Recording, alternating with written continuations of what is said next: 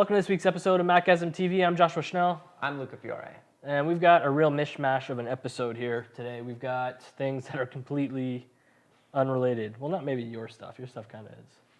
Well, actually, there is a little bit of a theme. Let's talk about haircuts for a second. No, it's not. I want to address this right away off the bat. Like, look at this. I was going to come into the office today thinking, hey, I got a haircut. And it's like, and Josh completely blows mine away. Yeah. He just fucking... Yeah. I had a huge beard, so I was getting ready to trim the beard with the beard trimmer, and I just kept going. You went to town. Yeah. Haircut town. Yeah, I've been getting some Population U. Yeah, it's true. It's the shortest I think I've had it maybe since I was a kid. I'm noticing how small your ears are Yeah, for the first time. I do have pretty small ears. Because I never noticed this before. Yeah. I'm starting to hit on you. Yeah. Anyway, let's go on. So where were we before this got all awkward? So our episode's entirely about video in some capacity. So that's a little bit of an underlying theme. Yeah, because my app is video related. All right. So why don't you start us off with... A few weeks ago, I reviewed a product called GorillaGrain, which was basically these dudes, hipster textures whatever. For your video. But they just got some 35 millimeter grain and made it so that you can composite it right onto your footage, and it looks really, really good. Well, it's like a photo filter, right? But for video, essentially. And it's real grain. Yeah. And only used on there. But it was a little bit pricey. It was $500 for the package that I had, which is the second least expensive one they had. So we got on that episode a couple comments about tips of other grains, stuff. and this is one of them? This wasn't one of them. Oh, okay. I was just doing, because like, admittingly so, the stuff that I saw, although was okay, a lot of it was like H.264 stuff. Yeah. A lot of it was not like 2K and not 2K or like standard def. A lot of it was just, it was okay stuff. Right. And then I found these guys who essentially did the same thing as GorillaGrain, only they're called GorillaGrain, and their prices were much lower, but you get less. So it's kind of a get what you paid for sort of thing. We'll, and in the lower thirds, we'll hopefully right now, you'll see the link to that episode. It might be smart, so they can go back and watch the GorillaGrain stuff. Yep. But it's a cheaper alternative, right? What was the price you said? I cannot remember offhand, but it was substantially cheaper. But like we said, it's under $100. Yeah. And that being said, it was a fraction of the whereas that one is $500, but you get a lot more. For example, with GorillaGrain, they give you 1080p ProRes files instead of 2K ones. But that being said, do you own a 2K camera?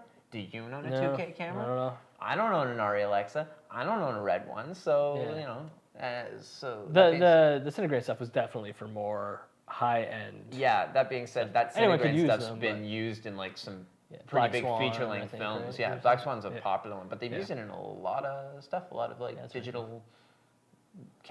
digitally acquired films like use it. Yeah, that's cool because it looks good. Anyway, this is GorillaGrain. It's less expensive. It looks really, really good, but you get less. Sweet. So there it is. For example, no 2K, no 16 millimeter footage, no Super 8 footage, just 35. Yeah. And if you go on the GorillaGrain website, you can get one grain for free.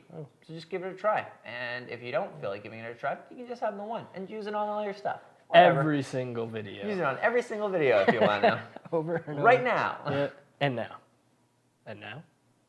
And now. And I'll just cut to different ones. Yeah. God damn it. Anyway. Yeah, cool. So I have an app actually this week called Frequency. I've alluded to it in the past. It is essentially a video application, but it's not your traditional like YouTube app. So what they do is you get a bunch of web properties. So we're in there, Macgasm, Macworld's in there, the Wall Street Journal, any website really, like big media companies. And what they do is they let you pull in their feed. So instead of getting, we have two options depending on the property, but instead of getting all just their unique content, the app will actually go and pull out video from posts. So when you go to the Macgasm one, any post we had like over the last week that had video in it, like for instance, right now at the top of mine, Elle posted an Angry Birds space video today when we're shooting this. That shows up in our feed.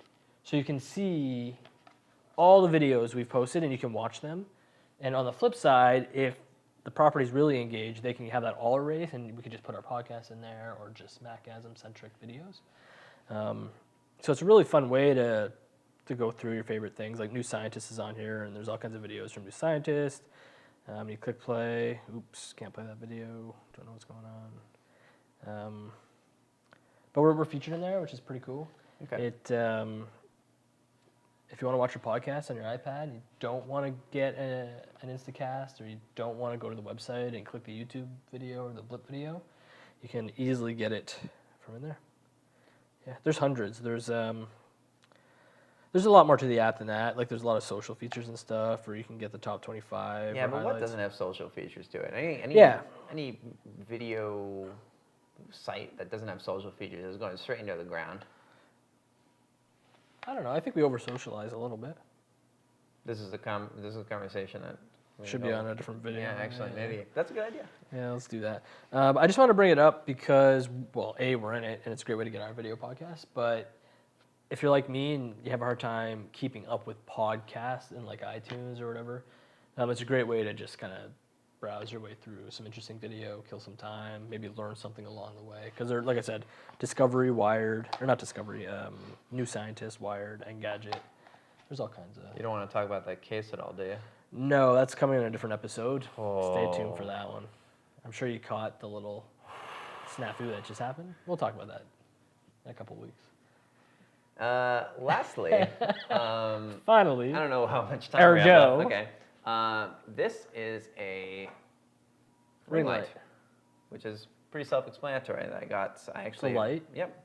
It's a ring. And it's circular. Go figure. Yeah. I'd love to give you a brand name, but I don't really know what the brand name is. This is an eBay special that I found. You're the king of eBay specials. I'm the king of eBay specials. Doesn't it say on the charger there? Nope. Well, this maybe if you read Chinese. That's it. It is. I found this light on a website called Cheesy Can, which I really love. Is that the battery? Yeah. Okay. Let's go. And the thing about this light is it came with this kind of bracket that you were to mount onto your camera from underneath, and it's like this L bracket that you attach that way, and it really, really sucked. So what I did with this light is I ended up having to purchase these batteries, which did not come with it, by the way. I had to do quite a lot of things to make this light work the way I wanted it to. I had to buy batteries for it in order to make it work. How much time and money did you waste getting it to work? Enough. This is bright, eh? Yeah, it is bright. They're cursing you for the migraines. Yeah, I guess so. It's giving you a cool lens flare, I bet, right now. Like a circular lens flare. I already see it in the lens, for that matter. I'm giving you this one too, Peter. There it comes. Anyway, I'm looking at it through all the elements in the glass right now. Anyway, okay. I had to, A, buy these batteries, B, buy this cable, C, buy another mounting option to make it mount the way I want it to on the top of my camera, like so that it wrapped around the lens and I could articulate it a little bit better. That being said, a comparable ring light in the professional market, this one cost me, after everything I bought for it, maybe less than $400. That's not bad. Whereas a comparable light in the professional market, over $3,000. And a silence befell the cast. Well, there are cheap options, right? Like there are other options. However, this one was regarded as probably the best ring light because, unfortunately, not all LEDs are made equal. A lot of them flicker. A lot of them are greenish in terms of color. I'm going to show you. We should also point out it's not a flash. No, this is a constant. Like, this is meant for video. So like an Orbis ring flash, you attach your flash to it, you and pull it the would give you trigger, that one pulse. little. Whereas this is consistent. Like this, I would say probably more for video, but you could use it for photography. You could, yeah. This I would say is more comparable to, I would say, a 300 to 400 watt tungsten light, just to show you how much power that is. And that is battery powered. And these go for like an hour around your lens. That's a 300 to 400 watt light around your lens. That's pretty cool. And it's really hip hop, which we will show you in a moment. A little closer. Stop right there. I'm gonna focus right there. And look right into the lens, if you can. I feel like any second this is awesome. This is awesome. I feel like this is gonna delve into, okay, now take off your pants. Okay. All right, so yeah, I mean, I'd love to talk about warranty on this thing, but we both know that when it comes to an eBay special, those eBay special. Yeah, there it is. What was the other eBay special you got? Quickly. It was one. It's another LED light. It was like a little handheld yeah, light, that's and right. that one kicked the shit out of the light panels one. Sure. Yeah. No. So Sure. yeah. eBay special. Yep. Lucas special. We should just change it. Yeah, Lucas just to special. the Lucas special. Lucas specials. I'll It'll have be a new segment. I've got another Lucas special that I'll probably do maybe next week. It'll just be a segment. Yeah. Lucas special. The Lucas special. So I guess that's all we have for this week. Yeah, that's it for on this week. Macgasm TV. A little short one. Yep. So we are on YouTube. We're on Blip. Yep. We're on Twitter. Yep. We're on Facebook. Facebook, Yep. obviously. We're everywhere. We're everywhere. We say that every single week. We We say it are every single everywhere, week. and just Google us. And And yet we say it and over. we say it, over. and you don't listen to us. Oh, that drives me nuts. How about you? It cuts me deep sometimes. Really deep. Right to the core. All right. So that's it for this week's episode. I'm Joshua Schnell. I'm Luca Fiore. Click the damn like button.